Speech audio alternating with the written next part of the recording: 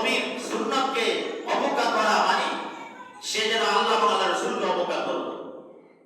আল্লাহ রাসূল বুঝে নাই, সে বুঝছে বেশি। এরকম বোঝা যায় না? এরকম বোঝা যায় না যে আল্লাহ তাআলা দ্বীন ইসলামটাকে অসম্পূর্ণ রাখছেন, কমপ্লিট করেন নাই, এমন বোঝা যায়।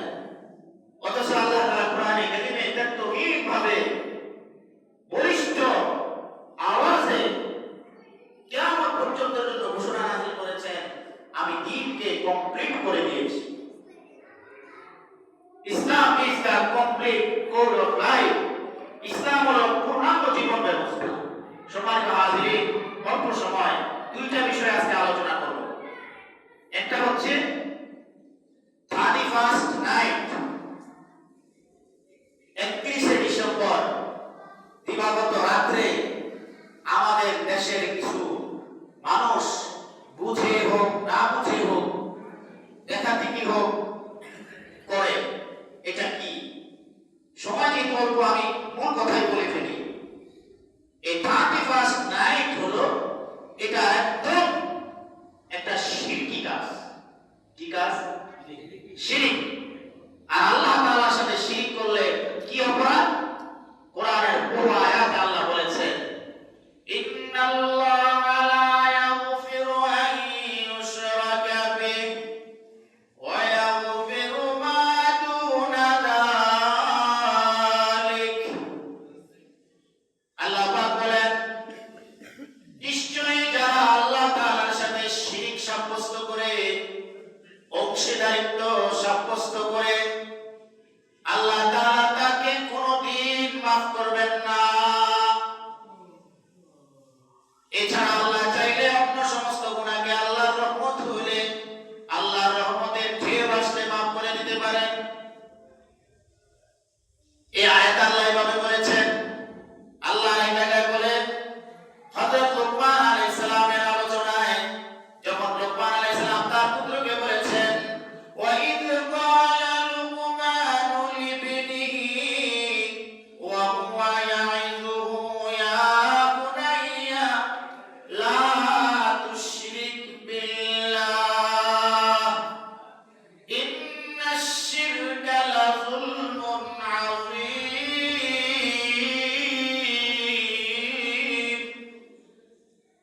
হযরত লুকমান আলাইহিস সালাম ছেলেকে বলতেছেন, ও আমার বৎস। এই আলোচনা এখানে অনেকগুলো নসিহত করেছেন ছেলেকে। আল্লাহ তাআলা লুকমান আলাইহিস সালামের আলোচনা, বাবা হয়ে ছেলেকে আলোচনা ওয়াজ করতেছেন।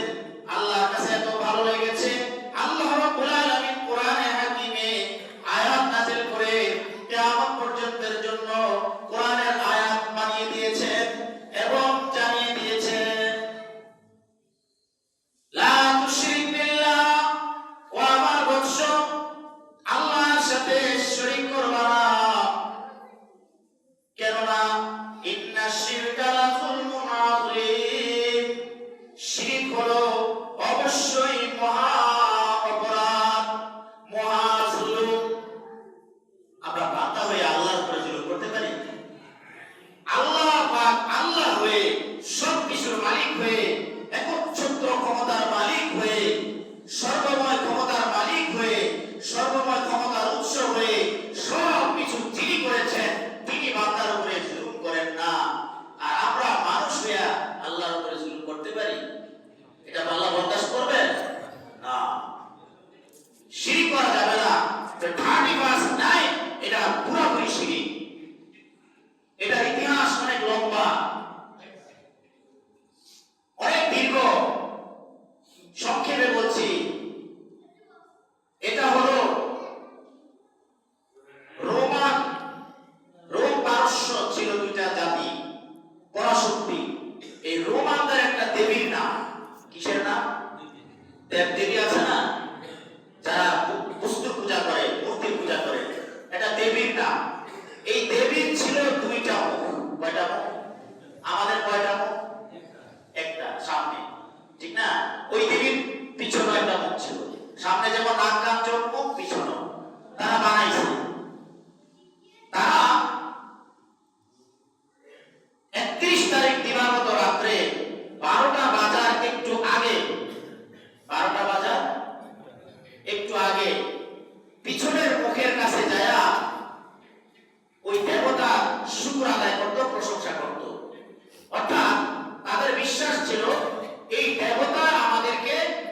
বিগত এই একটা বছর ভালো রাখছে, নাউযুবিল্লাহ, আমাদেরকে খানা পিনা ইত্যাদি ইত্যাদি জীবন যাপন করার যা আছে সবকে দেবতায় দিছে, দেবতার প্রশংসা করত।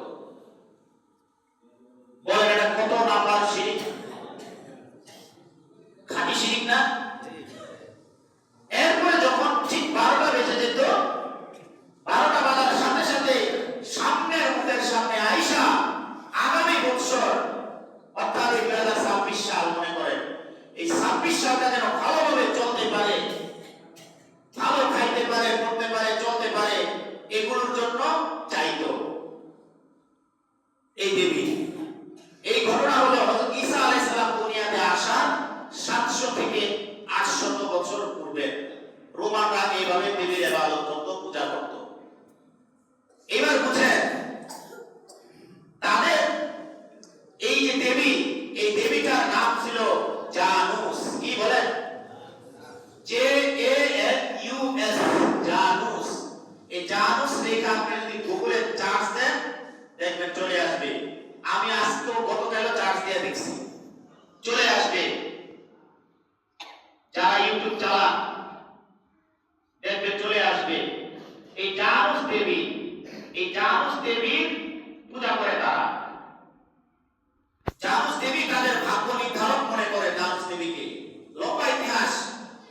আচ্ছা বলেন এটা কত মারাত্মক অপরাধ, কত মারাত্মক জঘন্যতম শিরক।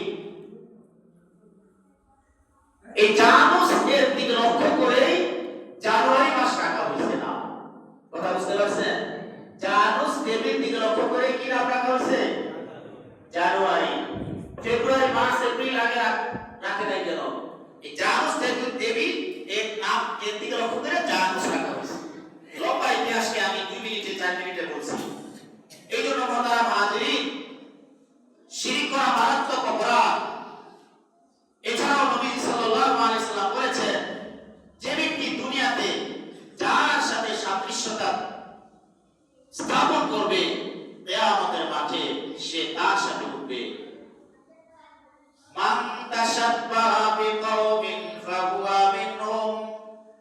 রাসূল আকরাম সাল্লাল্লাহু আলাইহি ওয়াসাল্লাম বলেন, মান তাশাব্বাহা বিকাওমিন, যে ব্যক্তি কোন সম্প্রদায়ের, যে ব্যক্তি যে কোন সম্প্রদায়ের সাদৃশ্যতা অবলম্বন করবে, চাল চলনে, বলনে, করণে, বেশভূষা, পোশাক আশাকে, বিভিন্ন কর্মকাণ্ডে, সে কিয়ামতের মাঠে তার সাথে কিন্তু উঠবে।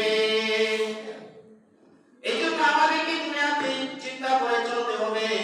আমাদের সকাল, আমাদের বিকাল, আমাদের শরীরের অঙ্গ প্রত্যঙ্গ, আমাদের সমস্ত ক্ষেত্রে, আমাদের ব্যক্তি জীবনে, পারিবারিক জীবনে, সামাজিক জীবনে, রাষ্ট্রীয় জীবনে, আন্তর্জাতিক জীবনে আমরা কাদের সাদৃশ্যতা অবলম্বন করতেছি,